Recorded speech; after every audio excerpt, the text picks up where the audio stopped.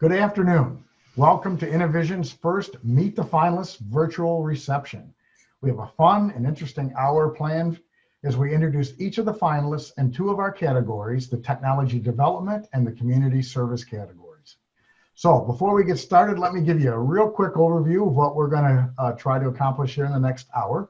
First, I'm going to ask Amy Robichaud, a member of our founding team and a current chair of the board, to say a few words, followed by Bob Quinn with SCRA, one of our lead sponsors for this series.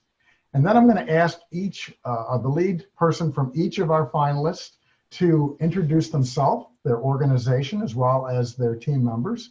We'll do this in a lightning round type fashion. And then we'll go around for round two, where we'll spend a little more time to actually get to know the various inventions, innovations, and so forth that have given rise to them being recognized in this program. So, sound good? Everybody in? We can practice a little bit of zooming with thumbs up, or for those more technically advanced, you can actually go in. There's a reaction button you can use and so forth. In fact, one final housekeeping thing Jerry's got his little thumb up, you can see.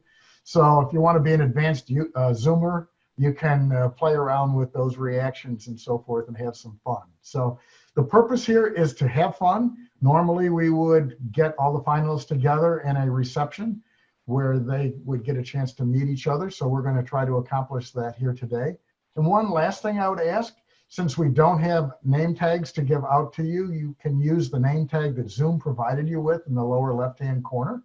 If you could go down, if you right-click on it, you can change the name to anything you want, but if you could perhaps put your name and maybe your affiliation, that would be fantastic. And I'm also excited to see a number of, looks like family members and so forth. We ask that you all celebrate with us some outstanding innovations, some outstanding people, some outstanding organizations.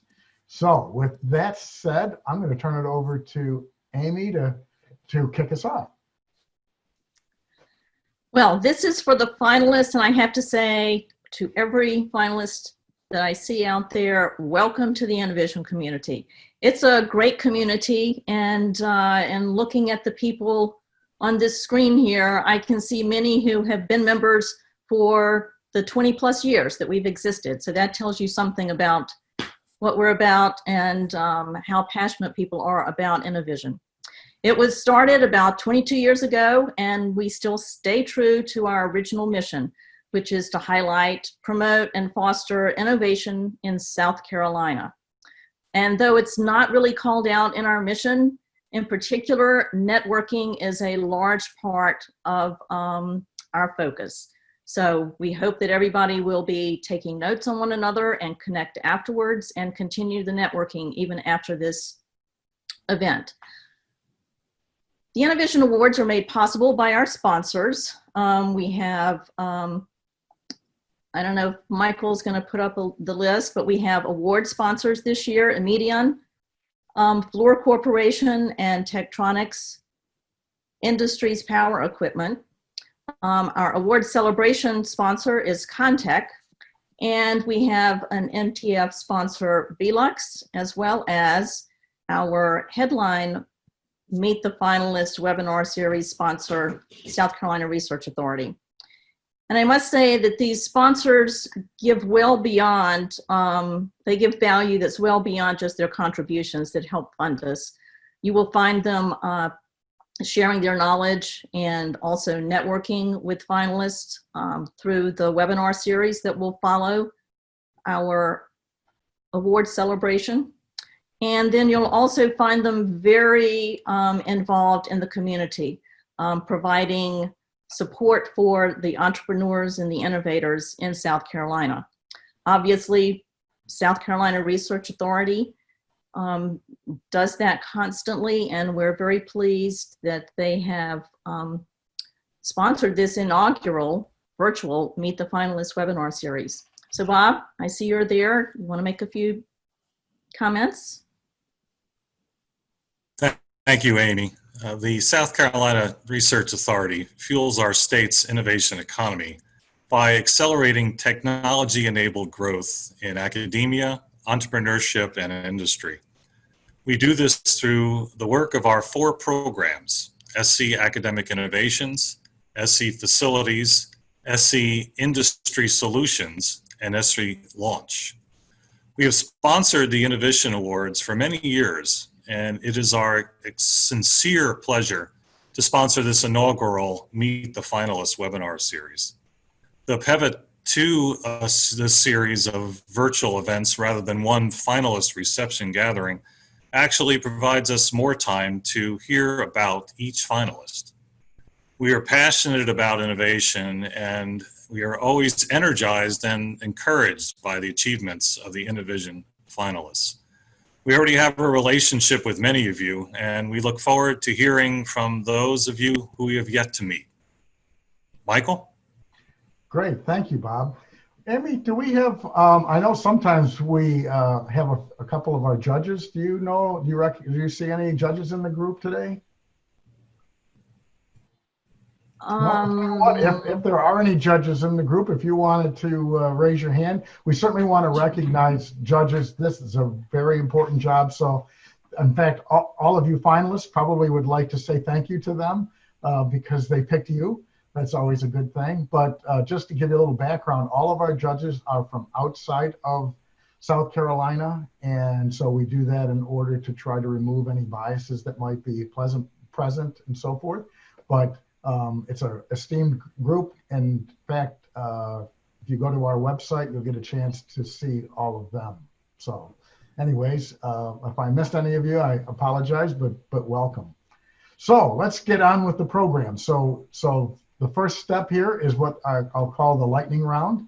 So if we could just go around and have each person introduce their team. I'm going to put up a little background slide here if I can get my technology to work for me. And we'll start off with Aravis. John, if you could introduce yourself and your team. Hi, yeah. My name is John Desjardins. I'm the CTO of Aravis Biotech, and I'm here this evening with my co-partner, Jeff Anker, and his family's also in attendance. Nice to see you there. And so Aravis Biotech is a startup based in Greenville, South Carolina, and we are working to develop sensors on implanted medical devices to help surgeons and clinicians better track bone healing and possible infection of those implants. Our mission fundamentally is an ability to give clinicians the ability to measure bone healing with greater confidence. That mission is driven by the fact that on average, every person in the United States breaks at least 2 bones in their lifetime. And most often that bone healing is only able to be measured with x-rays. And a very poor job is done in understanding how well bones heal. And so, John, I'm going to interrupt you for a second because we're doing the lightning round here. So I gave you some extra time. Okay, sorry. So you can see, no, that's great. Yeah. We'd love to hear the rest of that story here. I just would like everyone to know at least who's here at the table. So got it. All right. Thank you for being my example today. How's that? Very good. Thank you. All right. Sure. We'll be back to you here in a minute. So if I could move on to Jackie, if you could introduce Blink TBI. Sure, absolutely. Hi, everyone. My name is Jackie McKelvey with Blink TBI. We're located in downtown Charleston, and I am Director of Digital Marketing and PR, formerly was Director of Development. Unfortunately, I am flying solo today. My colleagues, we have a very small team here. My colleagues couldn't make it, but I know they're rooting me on. So nice to meet everyone virtually. All right. Excellent. See, she got the memo, right? Okay. Well, next, if we could have Trent, if you could introduce your group from TTI. All right. Trent. Hi, everyone. My name is Trent Dingman. This is Michael Fang and Todd Thrash. We're from Tectonic Industries, TTI, in Anderson, South Carolina. TTI develops popular brands like Ryobi, Rigid, and Hart power tools, and also outdoor power equipment, which is what we're here for today. Super. Okay, so those are the three finalists from the technology development category. Now I'd like to move on to our three finalists from the community service group. And I'd like to start off with Chris, if you could introduce your team. Hey, good afternoon, everybody. My name is Chris Steed. I'm the board secretary for No2, a nonprofit organization based in Gaffney, South Carolina that seeks to engage all people in our community in conversations and action around how we can make the quality of life in our community better. I'm joined today by Dr. Carol McFadden, who is the volunteer director of our Neighborhood Ambassador program. And in the room right next to us is a group of the Neighborhood Ambassadors. They're on there waving right now. And we're thrilled to have this opportunity and to spend some time with y'all this evening. Excellent. Okay, Elise, if you could introduce your team. Absolutely. Hi, I am Dr. Elise Harvey. I am an assistant professor of marketing at the Johnson College of Business with USC Upstate, as well as one of the co-directors for the Start Me Spartanburg program. Start Me Spartanburg is a micro business accelerator focused on the north side of Spartanburg, and we are designed to help grow the community and economic development from the ground up. And joining me today is my co-director, Lakeisha Whitner. She's with the Northside Development Group, and Brian Brady. He is with our new Center of, I know I'm going to get it wrong, Brian, Innovation and Entrepreneurship. I think that's the right order, at the Johnson College of Business, and has also been on the team with Start Me Spartanburg. Perfect. And finally, we have Rita with the Union Library.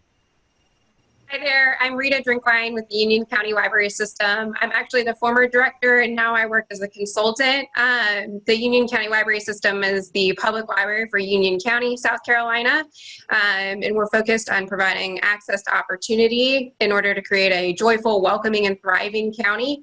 Taylor Atkinson, the acting director, is with us, and shout out to a couple of the team members that are also on here and some board members. I'm glad they were able to join us. Wonderful. Great.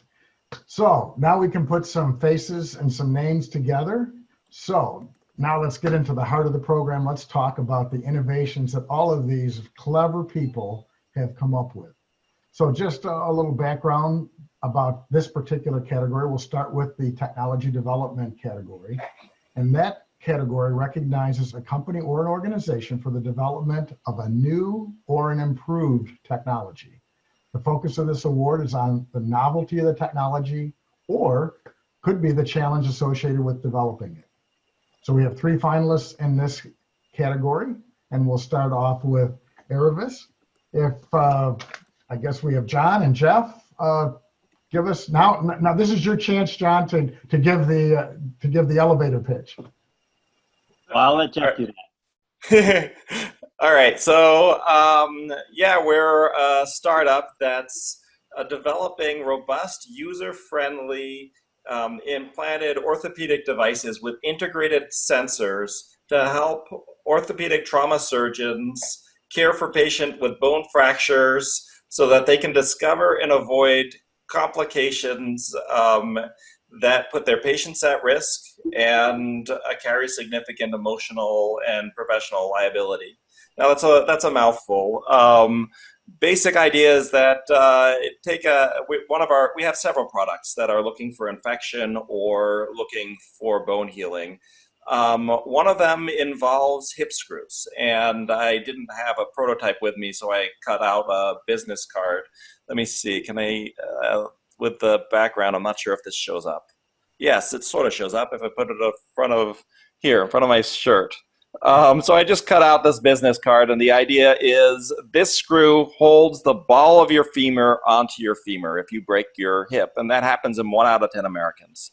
And if it's holding it on, and if you put load on it, it basically bends. And bending is movement, a deflection away from a straight line. So we put a straight line into our screws so that we can see how much they're bending. And you just use an X-ray and you can see the screw position versus this line. And X-rays are just what physicians use every day to study hip fractures. And the problem with the X-rays is that you can see gross pathology, but you can't tell how well a patient's healing. And if they're not healing properly, they will eventually, the implant will take the load, but it will eventually fatigue and fail, or it will cut out of the bone. And if we know there's no load on the implant, it can't, because there's no load that's driving it.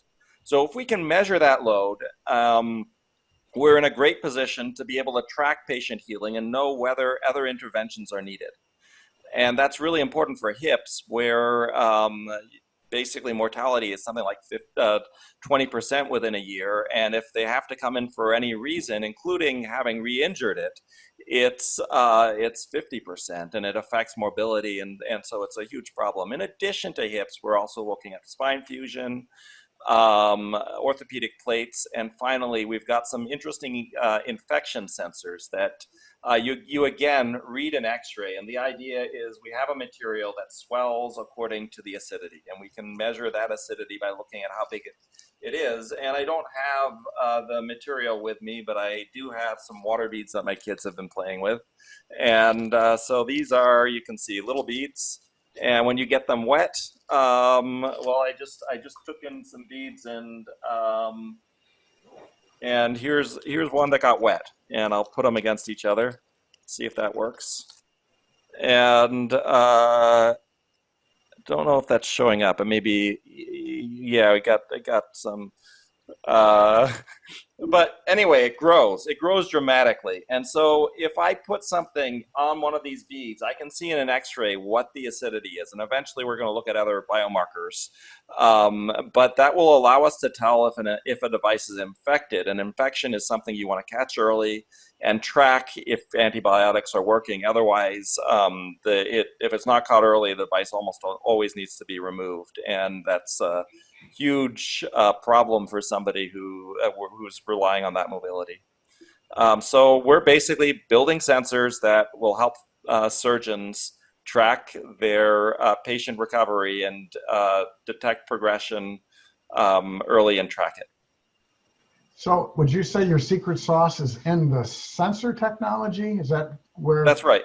That's Okay. right. So we're building sensors, and it turns out that we can build sensors and attach them to devices, but it's a better business model, and certainly easier to explain, that we build the implant and with an integrated sensor in it. Then the physician doesn't see anything different. They're just putting in an implant the same as always. It just has this added feature that in the X-ray they're taking anyway, it will tell how well the bone is healing and if there's an infection. And So these are sensors that can be read through various medical imaging devices and so forth, as opposed to, as I think of the IoT world, it's not like it's broadcasting little telemetry out and so forth, right? That's exactly it. That's a big part of the novelty, is that we're using X-rays, which physicians take every day. Now, there are reasons you might want to go to something that's telemetry, and but the passive, just mechanical devices are extremely robust, and then we also don't have the privacy issues and the electronics and all the development associated with the telemetry, and all you're doing is taking an X-ray they're taking anyway, and we're adding new information that's critical for patient care. Stuff is patented, and we have a license to it. Super. So I'm glad you're doing this stuff, John and Jeff. I hope I'm not one of the 10 that needs to actually take advantage of it. Oh, for the 4 people on the call that need it out of the 40 that are here. Yeah, yes. Isn't that the depressing statistic, right? That at least a few people on this call are going to have to experience that situation. Great. Well, let's move on to Blink TBI. And Jackie, tell us about your innovation. I would be happy to. Hi, everyone, again. So here at Blink TBI, we have technology, 4.5 pounds. Here's our device right here. And what it does is provide fast, objective data about neurological function by applying science in a new way, which is capturing and measuring the blink reflex. So what I like to do when I introduce this technology or pitch any product is to really tell the story. So I kind of want to describe the story of how ISAT came to be, how the inception happened. So ISAT, this technology is predicated on a neurosurgeon that was in rotation at the Medical University of South Carolina here in downtown Charleston. And she was treating trauma patients, those who had brain injury. And she noticed that there was a common denominator among some of the patients, or most of the patients, and that was that they seemed to have abnormal blink patterns. So she's looking at these patients and saying, I'm identifying this clinical need to develop a technology that can quantitatively assess the blink reflex. Because for decades, we've been using qualitative assessments of assessing neurological function with the blink reflex, meaning we'll touch the eyelash, so qualitative assessment. So she identified this clinical need to have a quantitative assessment. So she kind of joined some of her fellow innovators and scientists, and they developed what was then called the blink reflexometer. So at the time, the blink reflexometer was this big, clunky 120-pound device. And they developed this technology that could provide you numerical values for physiological variables of your blink reflex.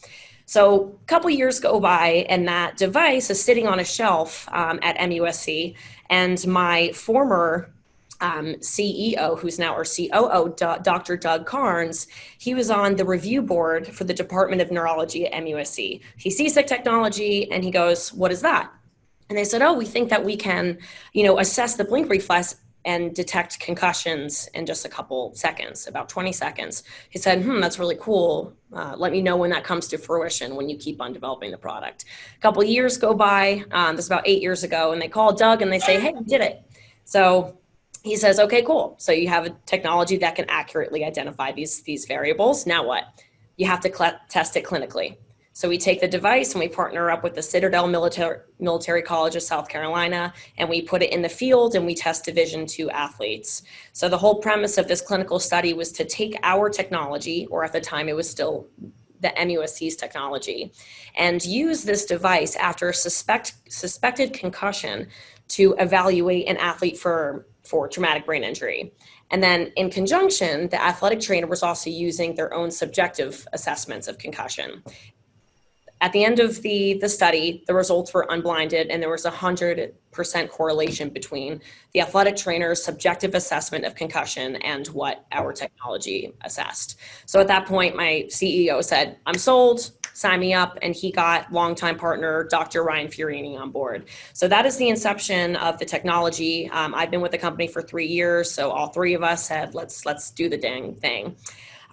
So what we did, we needed to obtain FDA clearance in order to sell this device. So we ran multiple clinical trials within high schools and colleges and professional sports leagues. And I won't bore you with the details, but we developed that proof of concept and we obtained FDA clearance to test the blink reflex in a mechanical way and correlate it to neurological function in December 2019. So that's been really exciting. And I want to show you how it works. I'm not going to turn it on because it'll take too long, but I'll tell you how it works, and then I'll tell you the new phase that we are now involved with. But this is ISAT right here, and it's incredibly easy to use. There's just one button.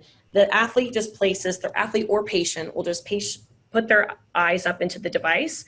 The test facilitator just press start. And then over the course of 20 seconds, there's going to be 5 puffs of air deployed from this CO2, food grade CO2 canister right here.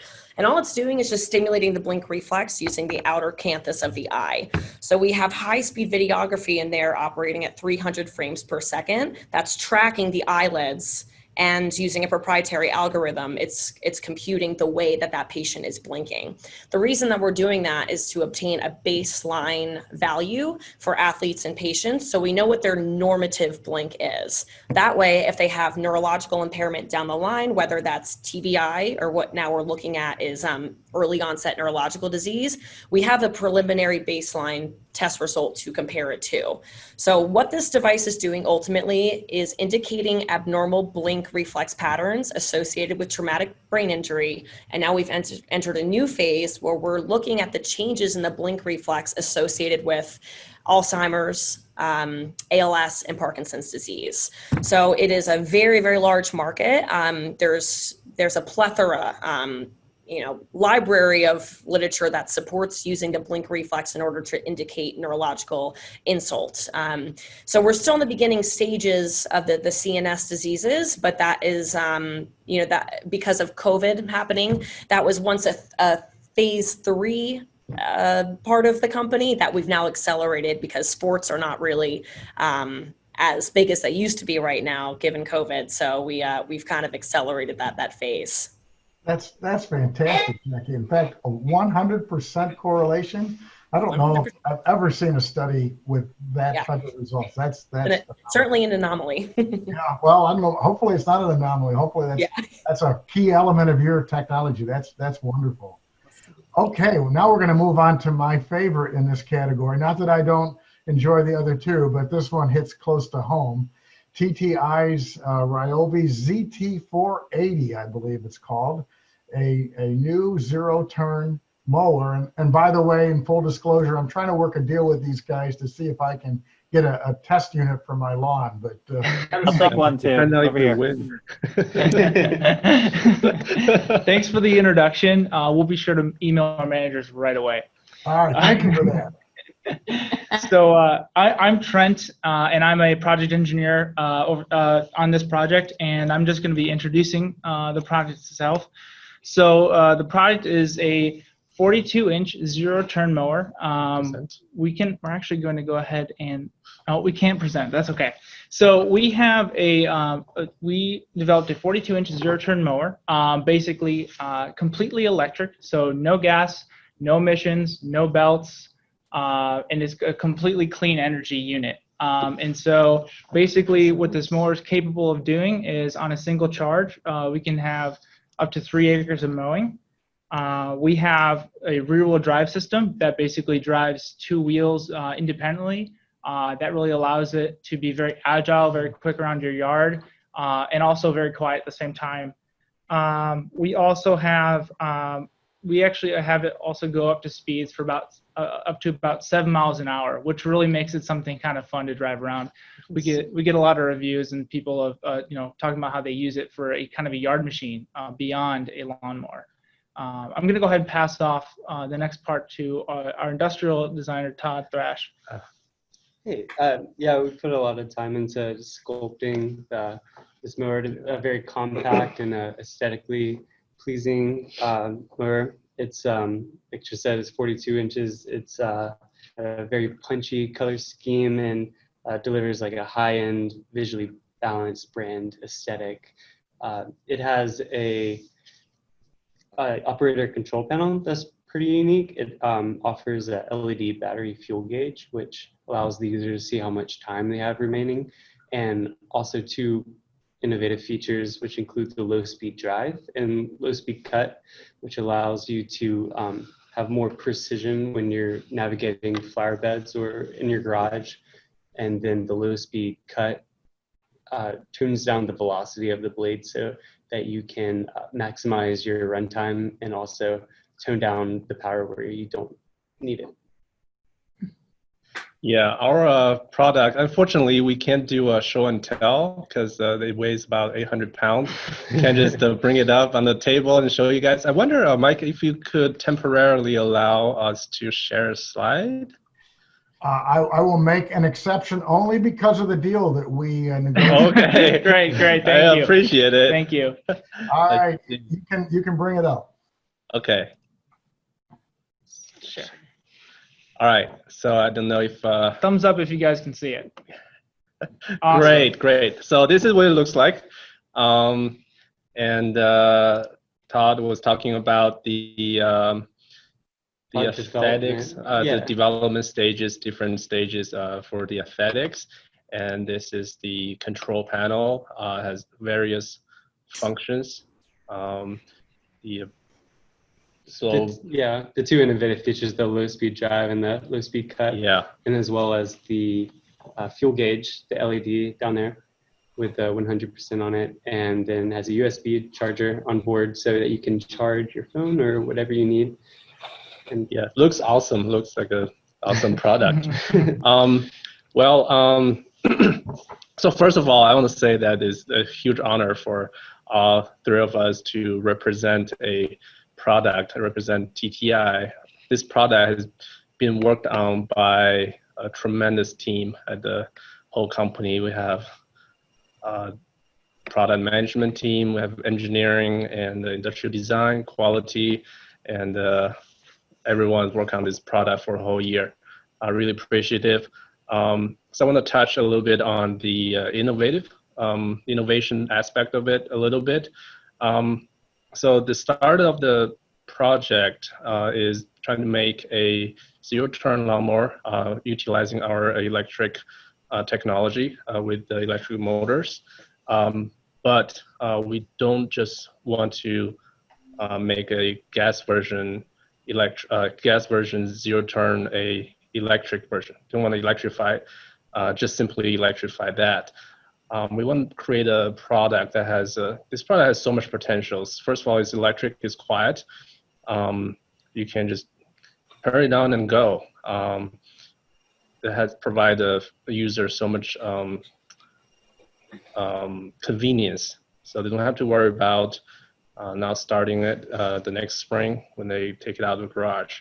So we did our due diligence, make this product a functional product. It cut grass beautifully, but also we focus on one thing that we think that people will love is the drive function. I don't know how many of you have driven a zero-turn lawnmowers. It's kind of traditionally positioned for a pro user or professional lawn care business, but we make it accessible to just everybody, make it a consumer product.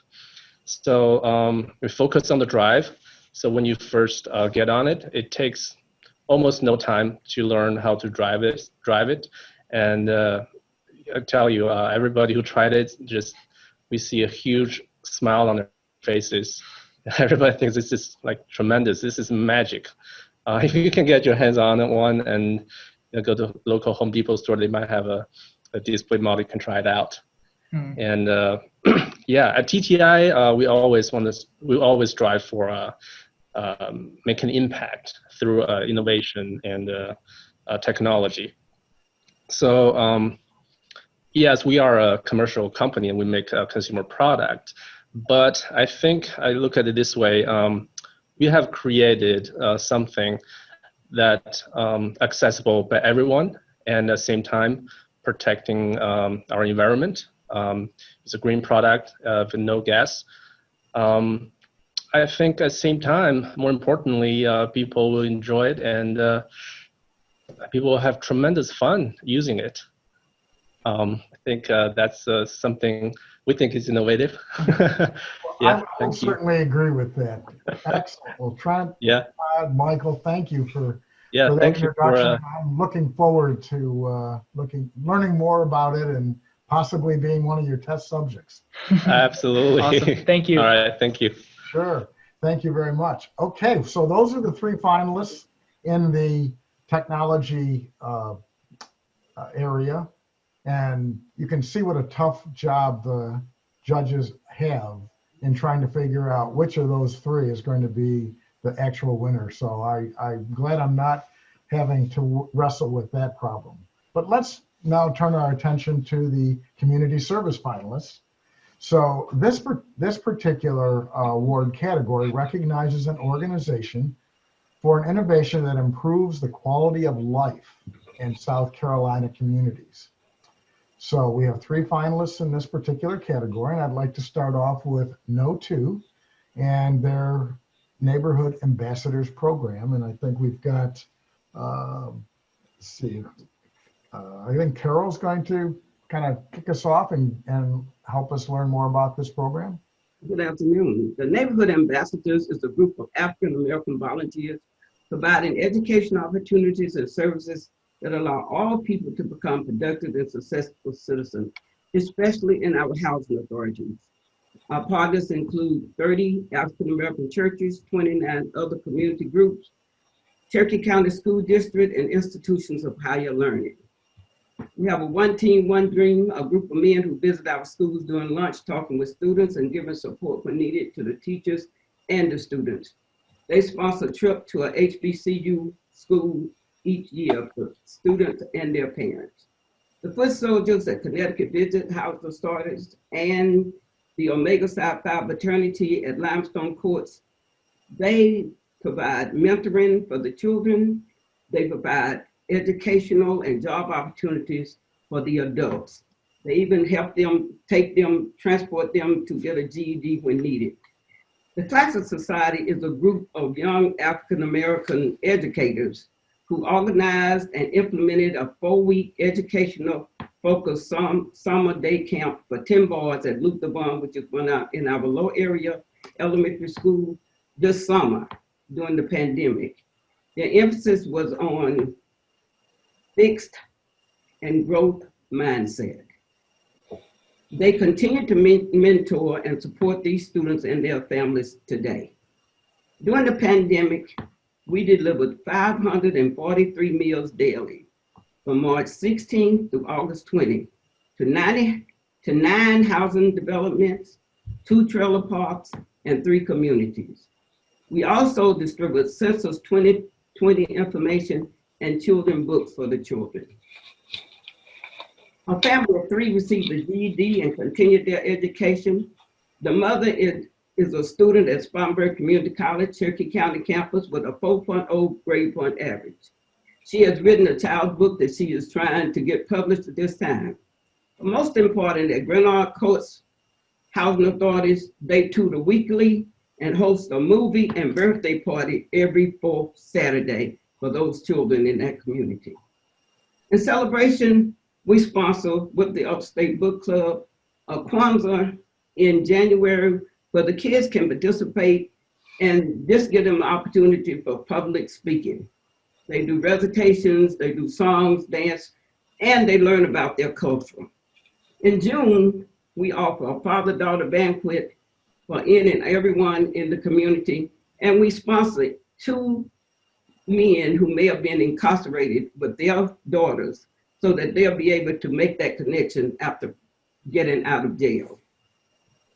We meet every 3rd Thursday to share and learn about programs and resources in our community that may help us better serve. We feel that our program has had an impact on our community. In the last 2 years, 90% of the students that came to our tutoring program graduated from high school. Students are taking advantage of the free education at Spartanburg Community College, young and old. We have had 5 adults to register this month. More of our elementary students are being promoted and not placed to the next grade. The teenage pregnancy and dropout rates have decreased in Cherokee County. So we continue to support those young people who may not be able to support themselves by going in their community. They can't come to us, but we go to them. Wow, that is an impressive number of statistics, Carol. How long has the program been in effect? When did it get started? We started in 2012 under the No To initiative. We have grown tremendously since that time. We started out very small, didn't have many volunteers, but it was important that we go out into community and serve them. Those people want to do, but they cannot find the resources, or they don't know how to get the resources to make them productive. So we go to them. We've set up with Limestone Central School, we brought the principal and the teachers into the housing authorities in their center because the parents didn't have transportation to get to the school for a parent conference. So we brought them in to them. And it made a difference not only with the parents, it made a difference with the teachers because they realized that these parents want their children to be successful. It's just that they didn't have the opportunity, they couldn't get to them. And also a lot of those parents dropped out of school, so they've had bad experiences. So with us going with them into the schools, with us supporting them, and give them an opportunity to feel different and just help support their kids become successful. It's a lot of work, but we love it because we know we're making a difference. And that's what counts. I'm exhausted just trying to interpret all the things that you guys have accomplished. Carol, Chris, phenomenal program. Thank you for sharing that with us. Okay, well, let's hear now from Start Me Spartanburg. And Elise, you want to kick us off there? Absolutely. Thanks, Michael. Start Me Spartanburg is we're located in Spartanburg, obviously. We are an annual 14-week business accelerator program. And we focus on 3 key pillars within our program, which are knowledge, networks, and capital. The unique thing about this program is that we are a place-based program, a neighborhood-based program. We are based in the north side of Spartanburg. The north side of Spartanburg is traditionally a somewhat poverty-stricken neighborhood. And when the Northside Development Group and their chairman, Bill Burnett, were looking at how do we bring economic development to this neighborhood and to Spartanburg, they came across this idea called Start Me, and so we've implemented it here. And the idea here is that instead of bringing the next Facebook or big industry to the neighborhood that would provide 100 jobs, we said, okay, well, what if we had 50 entrepreneurs and they each provided 2 jobs? Resident entrepreneurs who are in the community serving their communities. And so we seek entrepreneurs who are small entrepreneurs looking to hire, micro businesses looking to hire maybe 4 or 5 employees, sometimes a few more, who are either located in, meaning they lived in or they grew up in the North Side neighborhood, live, work, worship in the North Side neighborhood, or have a business that will positively impact the neighborhood. And so we started the process in 2016. It's an application-based process where we go out and we seek the applications from entrepreneurs in the neighborhood. And the first year we had about 22 applications, and we selected 15 entrepreneurs to be a part of the program. 15 works as a good number for us because we like to say that Start Me as a family. And so 15 is a good number for us to work with and really be able to create that family atmosphere. However, I would note that from the first year that we accepted applications of 2016 to 2019, the most recent year, in 2019, we had 100 applications for those 15 slots. And so the growth of the program has been just incredible. We're reaching the neighborhood residents, single moms, and others within the neighborhood that this program provides just such value to. We are partnered. It is a partnership between the George Dean Johnson College of Business and Economics at USC Upstate and the Northside Development Group. And it's based on a model created at Emory University. It is actually a national model. There's also a Start Me in Cincinnati. So we're very lucky to get to work with folks around the country, brainstorming on ideas about how to bring additional help and economic development to our communities. So let me just briefly talk about our 3 pillars and some key metrics, and then I'm going to hand it over to Lakeisha. So like I mentioned, our 3 key pillars of the program are knowledge, networks, and capital. So the knowledge piece, here we are really bringing business training to entrepreneurs from the experts. This is 14 weeks of training from experts around our community, everything from the financials that you need to discovering who your target customer is. We bring in customers every year. About 150 to 200 customers come to the business building and hear pitches from the entrepreneurs and then provide them with real feedback. That was a little interesting this year with COVID-19. We actually, in 1 week's time, we pivoted that event to move to a Facebook event so that we could still get that feedback to our entrepreneurs because it's such a critical piece of feedback. We also bring in lenders from banks around the community to help our entrepreneurs understand business banking, business credit, what it would be like to get a business loan, what that process is, what banks are looking for. So we bring those lenders in to the entrepreneurs.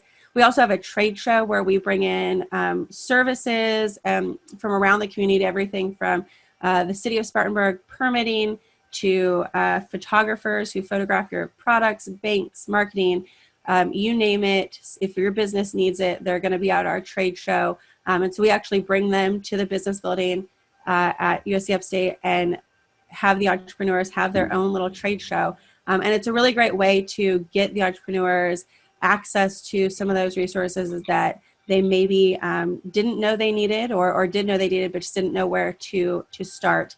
So that's the knowledge component, that really business training component. The second component is networks, and the networks piece is our mentors. And every time I talk about this program, I say that our mentors, I would put them up against any mentors anywhere in the world. They are the best. We commit to having 2 mentors per entrepreneur or per venture so that our entrepreneurs get extra coverage in different areas of expertise and just have multiple people that are really committed to them. I know from other entrepreneurs I've talked to in other programs, not here, but elsewhere, that mentioned that they sort of rotate through entrepreneurs or through mentors. We don't do that. We want our mentors to really create relationships with our entrepreneurs and be there for them. And when I mentioned before that Start Me as a family, that's really where that family comes in. Our mentors are there for every disappointment and also every success. They are attending either entrepreneurs, kids, high school graduations, and it's just really incredible to see those relationships that are built. So that's the networking piece. And then the final piece is capital. And this is also pretty unique to the program. Entrepreneurs compete with each other for an opportunity to receive a loan investment from a loan pool that we have of $15,000. So as some of the other entrepreneurs in the room may know, sometimes capital is one of the big hurdles to get over for an entrepreneur. And with most of our entrepreneurs, we're not talking about a lot of capital. We're not talking about hundreds of thousands of dollars of capital, but $5,000 of capital can really bring an infusion into their business that helps them get to that next level of growth. The really unique thing about it, beyond just us providing that loan pool, is that it's a peer-selected program. And so the entrepreneurs actually rate each other on key categories like commitment and passion, knowledge of the business, financials, how well they understand their customer, things like that. And they select the top 3 entrepreneurs through this peer rating system. And then those top 3 entrepreneurs are eligible to receive a loan of up to a low interest loan of up to $5,000. So that peer element that takes the experts out of it and takes credit out of it really opens up a pool of capital that would otherwise might be unattainable for many of our entrepreneurs. And so that's, yes, sir. I want to make sure we give Lakeisha a chance. I am so sorry. I know. You're so enthusiastic. I get it. I know I am. I'm so sorry. Okay, I'll say 2 more things. I just want to know, over the 4 years that we've done this program, we've worked with 63 entrepreneurs that represent 59 business ventures. 97% are minority owned, 71% female owned, and about 81% are still actively operating. They've created job placement and workforce mobility in the community with 40 plus employees. And we've been able to host 7 ribbon cuttings in the past few years for brick and mortar businesses that have opened. Wow. Okay, Lakeisha, I'm so sorry. I'll hand it over to you. So Lakeisha, we'll give you a couple of moments, but Elise just probably told this whole story. You told it all, but that's okay. I'm glad she's excited about Start Me as well. She did mention networking and collaboration with our mentors, which is an amazing part of Start Me Spartanburg. Our mentors have contributed over 2,598 volunteer hours in the North Side. Most of them have said that they would have never come to the North Side had it not been for Start Me Spartanburg. That number, it equates to $66,067.14 based on a national average for a volunteer, which is $25.40. $25.43 an hour. So our mentors are heavily vested in coming and being doing the one-on-ones with our entrepreneurs. Elise also mentioned how job creations are made. Just Saturday, we had a ribbon cutting, and on that day, one of our entrepreneurs hired a young lady that same day. So even during a pandemic, Start Me Smart Work is making a difference, creating job, workforce mobility, economic wealth, generational wealth. And one of our graduates, single mom, 4 children, has her own business. She will leave a legacy for her children's children's children. So we're super excited about Start Me Smart Work, very excited. Lauren Rogers created her business. She went through Start Me Smart Work and our construction program. She hired 27 individuals in the past 4 months. So excited about what Start Me Smart Work is doing to generate wealth and create job placements in Spartanburg. Excited just listening to the story. So Lakeisha, Elise, thank you for doing that. In fact, I see there's some other Start Me in the group. Maybe you might wave to acknowledge you. I see a couple of other, excellent, great. In fact, I'd also, going back to the No2 group and the Neighborhood Ambassador Program, I see a whole group there. Why don't you guys wave as well to acknowledge? That's fantastic. All right, come on, let me see some enthusiasm over there. I see you're all gathered around the table. All right, good job. Okay, well, we have one last finalist to talk about. My favorite quiet place to go. Probably the best community resource. Certainly, libraries has a very. I have a very soft spot in my heart for libraries. I spent a lot of time there and enjoy that environment. So I'm going to ask if Rita, if you could tell us about what the Union Library System has been up to. Absolutely. And Taylor will jump in to help make sure I don't forget stuff. So I do have to start by saying that I must warn you that our library is not exactly quiet, at least not when it's normally fully up and running. We're actually the only library in the state that has a slide inside, which the kids love. It goes from the main level down to the kids area. But it takes a few times before the kids get used to not screaming when they go down the slide. So, so you guys can see from my backdrop, that's the Carnegie Library. It's the first Carnegie in South Carolina. It opened in 1905 and was renovated in 2018. And it's the main library facility for the Union County Library System. As we were going through the renovation process, we spent a lot of time thinking about our facilities, reevaluating services, and we had some extenuating circumstances that also led us to some new partnerships. We believe very strongly in partnerships because we're in a rural community with limited resources. Anything we can do to use things more, to be more efficient and to hopefully serve broader ranges of people while also being efficient with our limited resources, that's something that's really important to us. So a lot of this sort of came into the framework, came into place in 2018 as part of the renovation. And when we reopened the facility, it's actually the first facility of its kind in the state and one of very few in the country because it's a partnership facility. It serves as a community hub. We work with United Way of the Piedmont to provide space for nonprofits. We house workforce development for the county. We serve as the academic library for the University of South Carolina's Union campus. And we also looked at other ways that we could innovatively change the service delivery model of libraries. In many rural communities, a bookmobile is the alternative to the main facility. And we struggled with being able to afford a bookmobile. So several years ago, they had to take the bookmobile off the road due to lack of funding. And as we were renovating, there was also a need to figure out how we serve the rest of the county, but avoided many of the costs that come with a bookmobile. For those of you that may have worked with mobile outreach vehicles, once they have a generator, they become very expensive to maintain. And then in addition to that, you need staff. You need at least one full-time staff, probably two. And then lastly, because they're serving the entire county, they tend to stop at a community 1 or 2 times a week or a month, and so there's not regular access. Another huge barrier for South Carolina, Union is one of many counties that struggles with access to internet.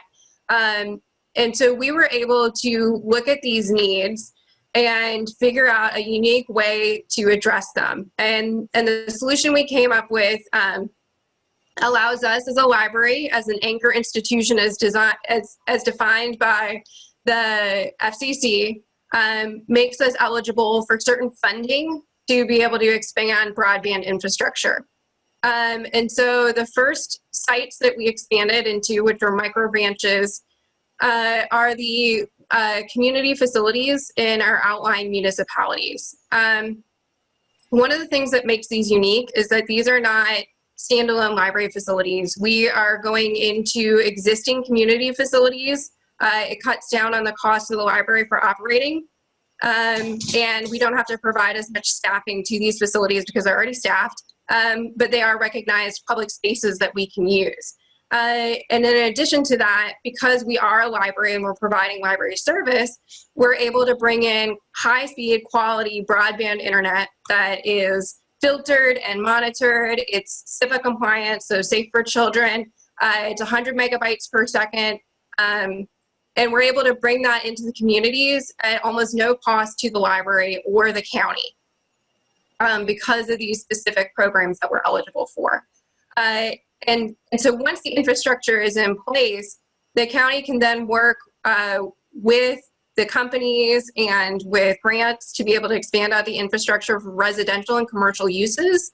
And most importantly, it can be used as a tool in these rural communities that have struggled to attract industry because it improves the infrastructure in them. And it's important to note that many of these communities would not be eligible for broadband infrastructure because they don't meet the population densities required for the profit for a broadband company.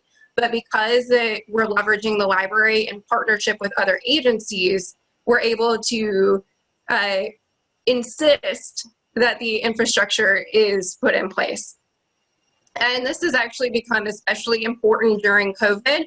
Union has been one of the counties hit particularly hard with lack of internet access because not only do people not have broadband internet, they also often don't have access to quality cellular internet. So most cellular internet does not meet the requirements of being education grade or education quality because it's not fast enough. But in Union, many people struggle to even have that as an option. According to the last census, 38% of Union did not have internet access and 1 in 4 did not have a computer. Wow, that's quite a story. So this has been phenomenal. And also put this in perspective. All of this is happening right in our backyard. That's what really motivates us with the InnoVision program as we find these pockets of innovation throughout the state. I mean, these are interesting innovations, but the people behind them are even more interesting. They see a problem, a need, and they go out and fix it, whether it's a medical device, a consumer product, a community initiative, as Rita's talking about here. These are creative people helping other people do something that wasn't done before. So how about if we give them all a big Zoom applause, clapping and so forth. I mean, this is just a phenomenal group of people doing neat things right in our backyard. And this is just 2 of the categories. And so we invite you to continue to join us as we continue this series over the next few Tuesdays, same time, same place. And you can learn more about some of this exciting stuff that's going on. And don't forget, we will look forward to seeing all of you at the awards event that's on November 17th. And that's where we will get the secret ballots from our judges and find out who the winners are in each of these categories. Although in my book, you're all winners. I mean, these are just some fantastic stories. So again, thank you for joining us today and look forward to seeing you next week.